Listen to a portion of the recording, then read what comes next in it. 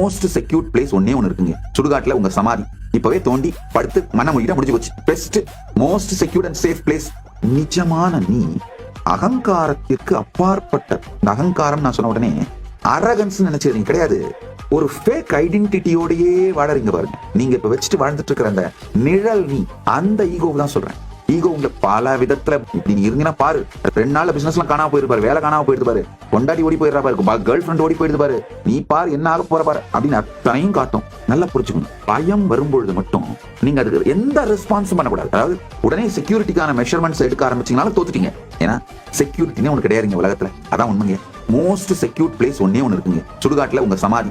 இப்பவே தோண்டி படுத்து மன மொழியிட முடிஞ்சு போச்சு. Best most secured and safe place. அது தவிர உலகத்துல செக்யூரிட்டின்றது வேற எதுவும் கிடையாது. அதனால ஃபியருக்கு ரியாக்ட் பண்றதையும் பண்ணாதீங்க. சாட்சியா பாத்தீங்கன்னா ஃபியர் போகஸ்னு தானாவே கீழே விழுந்துருங்க.